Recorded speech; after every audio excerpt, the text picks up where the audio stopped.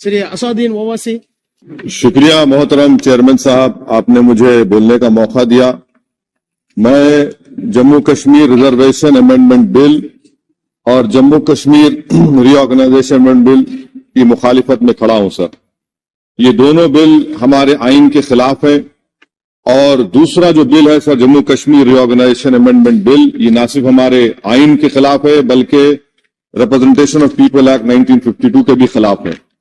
Sir यहां पर क्योंकि वक्त बहुत कम है, मैं इस कम वक्त में इस ऐवान के सामने इस बात को रखना जरूरी समझता हूं कि जिसमें कहा गया कि डिस्प्लेस पर्सन का जो डेफिनेशन दिया गया है, इसमें मैं हुकूमत से जानना चाहता हूं कि क्या यह बात सच नहीं है कि 1989 में कारण में, करना में, पूंछ में, रजौरी में जब फौज हमारी वहां पर गई थी तो 28 गांव के लोग हमारी वतन अजीज की सरजमीन छोड़कर पड़ोसी मुल्क में चले गए। और आज तक 2001 का सेंसस, 2011 का सेंसस ये कहता है कि अनइनहैबिटेटेड गांव है। क्यों नहीं हम उनके लिए प्रोविजन रख रहे हैं? और इसकी रखना जरूरी है। और जितने वहां पर गए हैं ये मुजफ्फराबाद में रहते हैं, 40,000 के करीब, इसमें सिर्फ 3% कश्मीरी है, बाकी सब गुज्जर और पहाड़ी है। इन्होंने हमारी फौज को जमीन दी और आप उनको भूल रहे हैं और सिर्फ उन्हीं लोगों के लिए प्रोविजन रख रहे हैं जो इनको आप नजरअंदाज कर रहे हैं। दूसरी बात यह है सर कि आप नॉमिनेशन करेंगे, नामजद करेंगे। कौन नामजद करेगा? एक अवाम की मुंतखबशुदा हुकूमत की सिफारिश पर एलजी नॉमिनेट करेगा, नामजद करेगा, या फिर दिल्ली से नामजद करेंगे? तो आप यहां से कंट्रोल कर रहे हैं।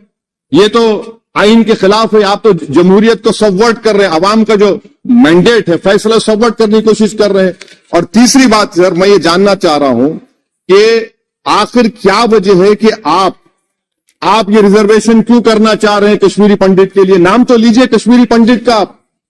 और अगर आप ये करना चाह रहे हैं तो बताइए सिक्योरिटी थ्रेट कश्मीर में है या नहीं है?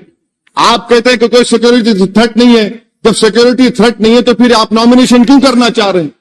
आखिर क्यों आप 370 निकालने के बाद वहां पर हर महीना पाकिस्तान से दहशतगर्द आकर श्रीनगर में गोली मारते हैं, राजौरी में मारते हैं, हर महीना 5-5 लोग मरते हैं, कैप्टन मरता है, हवलदार मरता है, लेफ्टिनेंट कर्नल मरता है, तो आपका कौन सा नॉर्मलसी रेस्टोर किया?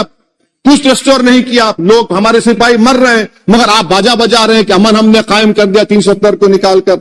सर जम्मू के डोगरा लोगों का बहुत बड़ा नुकसान आपने कर दिया। 112 राइस मिल थे, अब सिर्फ 6 राइस मिल बचे हुए हैं। बताइए आपने कौन सा बड़ा तीर मार दिया 370 निकालकर? पूरा पंजाब से लोग आकर जम्मू को टेक ओवर कर रहे हैं। वहां का पॉलिटिकल इक्विलिब्रियम आपने डिस्टर्ब करके रख दिया। चेंबर ऑफ कॉमर्स के रोज लोग रहे, सेक्रेटेरिएट आप मुंतकिल करते थे अभी विंटर में, पूरा जम्मू की इंडस्ट्री को आपने बर्बाद कर दिया, पूरे होटल खाली है। तो और आखिरी बात सर, मैं हुकूमत से जानना चाह रहा हूं कि एक आपके इंडस्ट्रियल एस्टेट में एक कमरा आपने बनाया है क्या? बताइए भाई, अंबानी साहब है, अदानी साहब है, टाटा साहब है, सब है, आपने एक कमरा नहीं बनाया वहां पर। एमओयूज तो करोड़ों रुपया क्या हो गए। आपने ख्वाब तो इतने दिखाए मगर वो बेचारे वो ख्वाब तो पूरे नहीं होते कश्मीर के लोगों के लिए। जम्मू में करके दिखाइए, श्रीनगर तो दूर की बात है सर। और आखिर में मैं हुकूमत से जानना चाहता हूं कि इलेक्शन कब करवाएंगे? 24 का इलेक्शन तो आप करवा लेंगे। आपने जेरीमैंडरिंग करके आपने कॉन्स्टिट्यूंसीज बना दिए वहां पर, मगर अब भी आपको डर हो रहा है। आप जम्मू में नहीं जीत पाएंगे, बता रहा हूं आपको। वैली तो दूर की बात है, वैली तो मुझे यकीन है कि नेशनल कॉन्फ्रेंस और सब लोग निकाल लेंगे। जम्मू भी लूज करेंगे आप। अरे हाँ, आपकी हमारी डील नहीं हुई है, बोल देंगे डील हो गई। हमारा हाल तो लैला का हो चुका है। हम नहीं गए सर, हम नहीं गए भी तो आप लोग मध्य प्रदेश जीत गए। कैसा जीतिए मेरे बगैर आप मध्य प्रदेश? सर मैं कंक्लूड कर रहा हूं, मैं कंक्लूड कर रहा हूं सर, मैं कंक्लूड कर रहा सर। ये खामखा नीति, निशिकांत को आदत है छेड़खानी करने की। अब जवाब मिल गया उनको। तो सर मैं हुकूमत से जानना चाह रहा हूं कि आप असेंबली के इंतखाबात कब करवाएंगे? और आप क्यों लद्दाख में उनको सेफ्टी दे रहे हैं? आपने 370 निकाला क्यों? लद्दाख का इलेक्शन तो आप हार चुके हैं वहां पर लोकल बॉडी का। तो फौरन आप इंतखाबात करवाइए ताकि वहां पर जमहूरियत बहाल हो सके। कब तक दिल्ली से हुकूमत करेंगे? इसीलिए मैं दोनों बिल की मुखालिफत करता हूं। शुक्रिया सर।